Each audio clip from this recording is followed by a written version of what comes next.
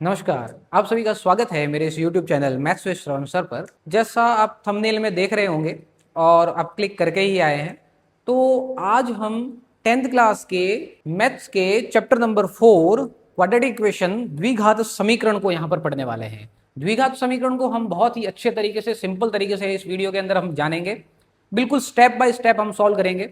सबसे पहले हम यहाँ पर इसका इंट्रो देखेंगे, क्या इसका परिचय है, क्या होता है द्विघात समीकरण, कैसा रूप होता है, उसके बारे में हम पढ़ने वाले हैं। फिर उसके बाद में प्रश्नावली के अंदर एक्सरसाइज के विभिन्न तरह के प्रश्नों को हम यहाँ पर हल करेंगे और स्टेप बाय स्टेप ये समझेंगे कि क्या क्या इस चैप्टर में आ रखा है। तो चलिए शुरू करते हैं आज का वीडियो। क्या नाम है पाठ का?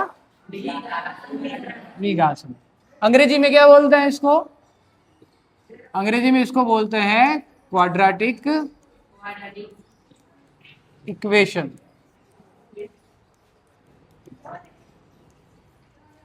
ठीक है, चलो द्विघात समीकरण हम शुरू करते हैं। द्विघात समीकरण के अंदर अगर हमें द्विघात समीकरण को समझना है तो सबसे पहले द्विघात समीकरण के रूप के बारे में हम समझेंगे कि भाई द्विघात समीकरण कैसा दिखाई देता है। ठीक है, उसको हम समझेंगे। तो द्विघात समीकरण को समझने के लिए हम यहां पर एक रूप लिखेंगे, सामान्य रूप लिखेंगे। तो द्विघात समीकरण का सामान्य रूप कुछ इस तरीके से, सामान्य रूप बोलो और इंग्लिश में हम इसको क्या बोलते हैं?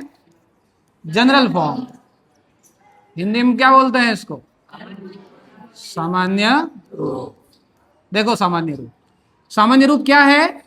ax square plus B X plus C बराबर में क्या होगा? 0।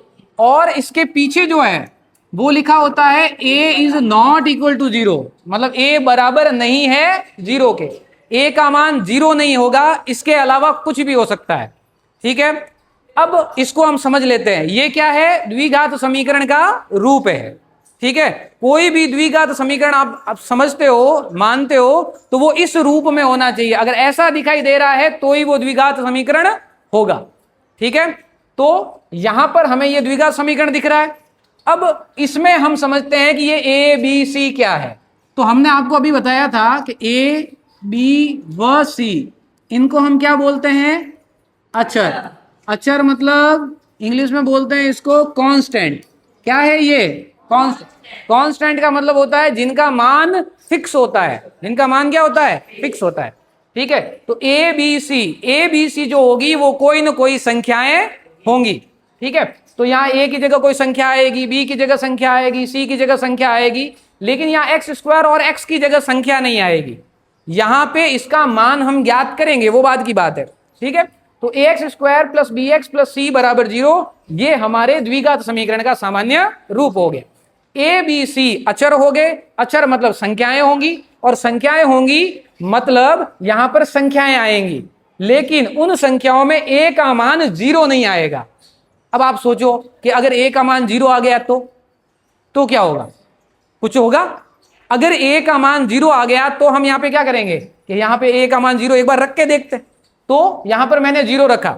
0 का एक्स स्क्वायर से क्या होगा? गुणा, क्योंकि इन दोनों के बीच में कौन सा चिन्ह है? गुणा।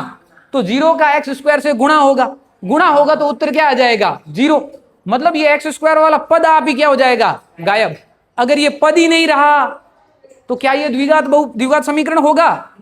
द्विघात समीकरण नहीं होगा। ये द्विघात समीकरण क्यों है? इसीलिए है क्योंकि ये एक्स स्क्वायर वाला पद इसमें है, तभी ये द्विघात समीकरण है, अन्यथा ये द्विघात समीकरण होगा ही नहीं। ठीक है, ये बात समझ में आ गई। अब ये द्विघात समीकरण के अंदर यदि ये सी वाला पद नहीं हो तो क्या ये द्विघात समीकरण होगा? होगा, बिल्कुल, क्योंकि एक्स स्क्वायर वाला पद इसमें है। अगर ये बी एक्स वाला पद नहीं हो तो क्या ये द्विघात समीकरण होगा? होगा। ये दोनों पद नहीं हो तो क्या ये द्विघात समीकरण होगा? होगा। मतलब द्विघात समीकरण होने के लिए ये एक्स स्क्वायर वाला पद होना जरूरी है। ये पद है तभी ये द्विघात है, अगर ये पद नहीं तो ये द्विघात भी नहीं। तो ये द्विघात समीकरण के बारे में हमें छोटा मोटा समझ में आ गया कि किस तरीके से होता है। ठीक है, यहां तक कोई प्रॉब्लम नहीं? आगे बढ़े। अब आपको मैंने बताया था प्रश्नावलियों के अंदर, क्या बताया था कि 4.1 प्रश्नावली आएगी, 4.2, 4.3, ये हम यहाँ पे करने वाले हैं। ठीक है, तो अपनी ये जो 4.1 है इसमें क्या क्या आने वाला है एक बार हम वापस बात कर लेते हैं। 4.1 के अंदर एक तो हमें प्रश्न संख्या पहला दिखाई देगा। फर्स्ट क्वेश्चन में क्या दिखाई देगा कि आपको कई सारे व्यंजक मिलेंगे और उन व्यंजकों को हम क्या करेंगे, हल करेंगे। हल करके पता लगाएंगे क्या ये द्विघात समीकरण है या नहीं।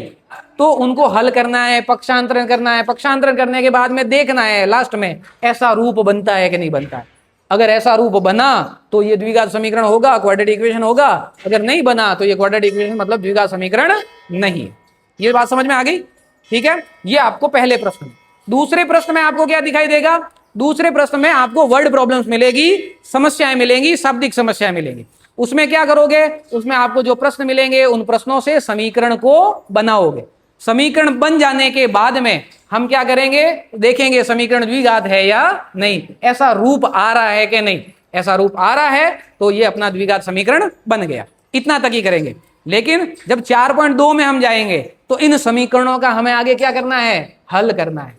ठीक है, वो हल हम करेंगे तो उसके लिए हमारे आगे विधियां आएंगी। ठीक है, तो अभी के लिए इतना ही। कुछ समझ में तो आ गया आप लोगों को?